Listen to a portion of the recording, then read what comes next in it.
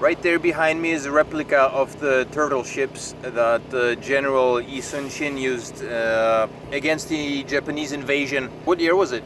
16th century. In the 16th century.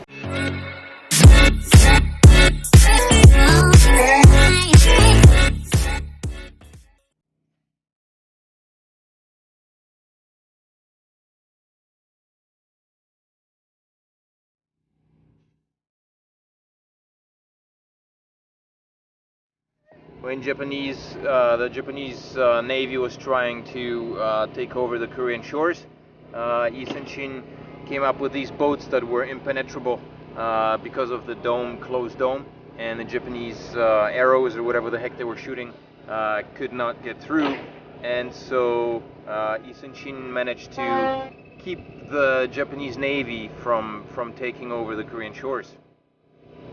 So there you go, piece of history. Just hanging around in the Tongyong Bay.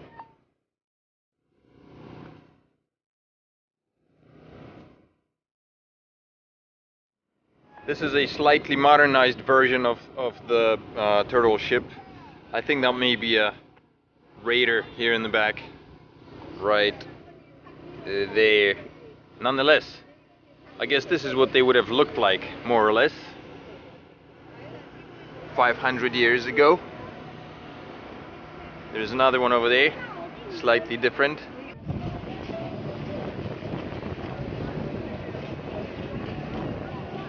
Over the past couple of months, I've witnessed Korea take a collective stance against what Japan is doing with the import restrictions. And it's quite the sight. It's kind of interesting to see the whole nation to unite against this nonsense. People have been boycotting. There have been campaigns, and it's pretty big on the news. People boycott things like buying things at Uniqlo, which some find laughable and silly.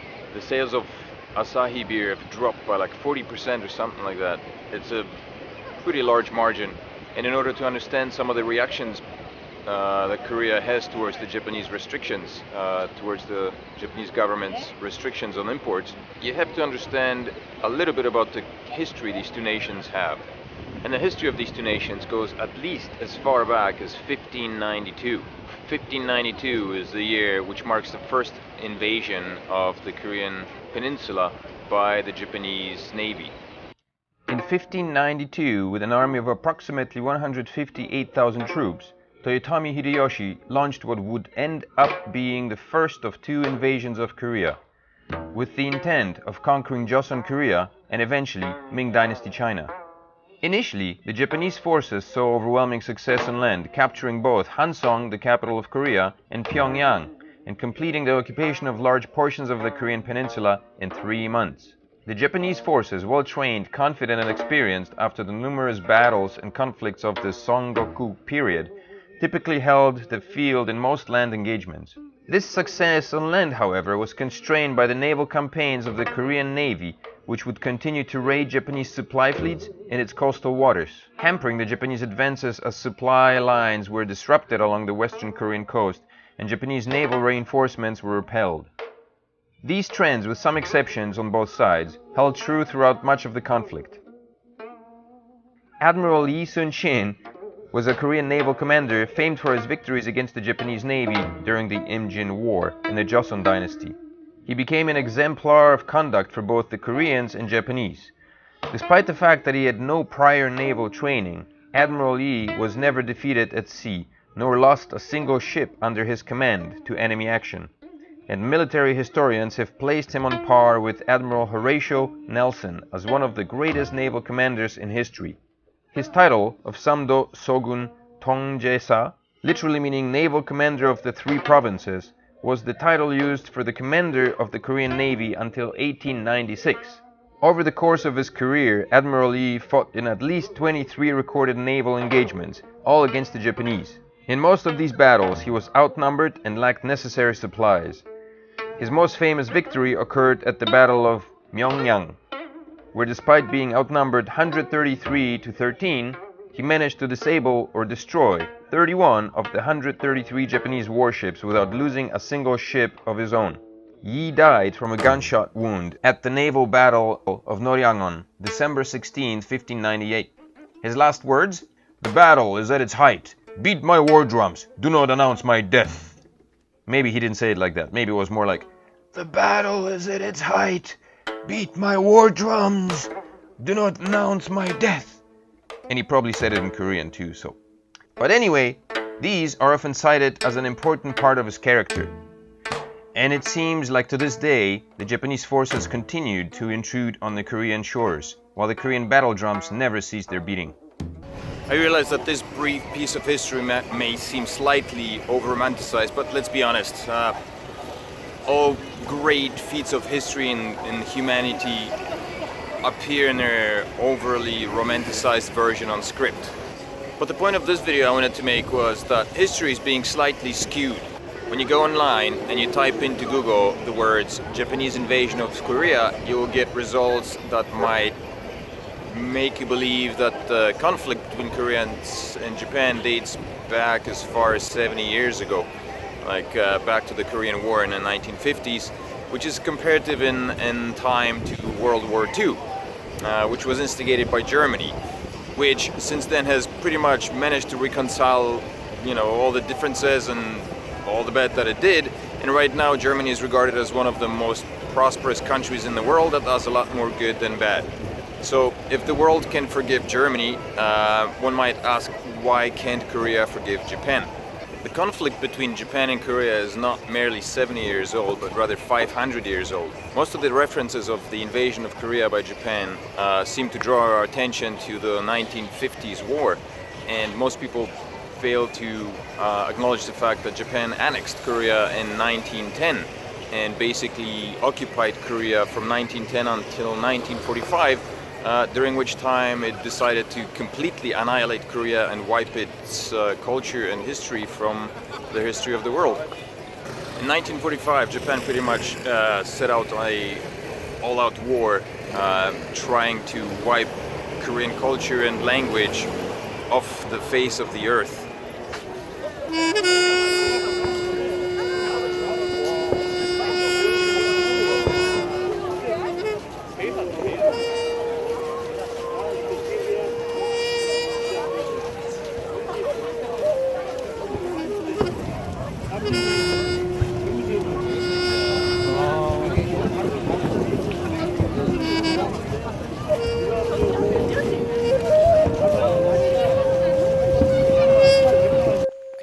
To make something perfectly clear, however, I'm not an apologist for Korea's present boycotts, but I am very clear on my understanding that the Korean dislike of Japan has a very firm and solid ground in history. Korea counts itself very fortunate to stand out from among the very many nations that were invaded by stronger powers for prolonged periods of time, and it still managed to thrive in the aftermath. Today, Korea has the 11th largest economy in the world, and I think like 10th in Asia, while many other nations like Sri Lanka and the Philippines, for example, in Southeast Asia, have not been that fortunate. Same goes for Vietnam, which slowly is starting to recover, and I think countries like South Korea are doing a lot to help. Koreans as a nation have given up a lot to get where they are at the present, and it's all happened in a very short period of time. And so finally Korea is in a position to kind of call the shots, so to speak.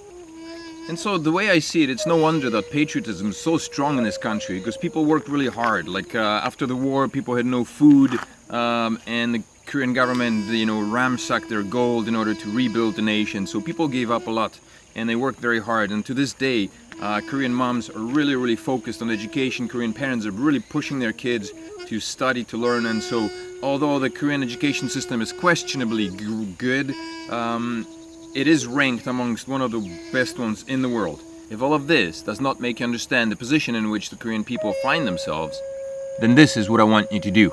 Think of an enemy. Think of the worst enemy you've ever had, okay? Think of the person that kept pounding on you all your life for a really, really long time. And this is the person that makes you cringe just at the thought of them coming back into your life. you've removed them since then, or you've kind of reestablished some kind of relationship with them over time because they've shown that they're human, they've shown their human side. But now all of a sudden you're facing this person again and you're looking into their eyes and you can see that this is still the same person and they're still trying to pull the same punches, even though the time has passed and situation is a little different, but it seems like you're looking back into the eyes of the exact same person that used to beat you down years and years ago. If this seems too personal, then I think my point is well taken. After all, this is how many Koreans perceive this present situation, how many Koreans look at the comfort women. This is how people look at the Koreans that have been put into forced labor and never paid for. These are still people that are oftentimes alive and they have children and they have grandchildren. These are not people that are long since dead. They're still alive. The people who lived under the Japanese rule, the same rule that tried to erase Korea and its culture from existence, are still alive today, but yet they're expected to accept the differences that came over time and pretend like nothing ever happened. Feel free to disagree with me on this point. I'd really welcome some discussion and some argument on this point. But do not force yourself into a blind state of stubbornness which leads you to deny the fact that Korea's reaction is solidly grounded in its history and should not be ridiculed or dismissed or seen as silly by an outside force, particularly the Western kind that really has no understanding of what it's like to live under another regime, under the finger of a nation that has a control over the land in your life. And if you do, then I, my friend, am afraid that you may be the one who needs to be ridiculed and dismissed as silly. All Americans that I've met so far are very proud of being American. Anytime you say something bad about the States, people lose their shit. All Canadians are in some way or form proud of Canada. Granted, Canadians are a lot more relaxed and laid back when it comes to that, and we like to take the piss out of our own country. When I see people in Facebook groups laughing and mocking the reaction of the Korean public towards the Japanese government's restrictions, it kind of grinds at me. Korea has risen out of poverty very, very quickly, very rapidly. And to see something that equates to an attempt at taking this economic power away from the country by the very same force that has been trying to occupy and annihilate Korea for centuries, literally 500 years at least, I can see how Koreans can get pretty worked up over that. It doesn't help that there's a media system like the Korea Herald, for Pete's sake, that continue to fuel this anger, this distrust or hatred towards Japan. Okay, I will conclude this video with that. If you enjoyed it, make sure to smash that like button. And if you're like me living in Korea, or you simply enjoy watching videos about South Korea, its culture, its people, and its food, then subscribe to the channel. Leave a comment in the section below, and I will see you in the next video. Doodles! Also, make sure to let me know if you enjoyed this type of format of video. It's slightly different. I just tried to experiment with something new, and hopefully it works out. So I'd love to hear your comments and just let me know what you think.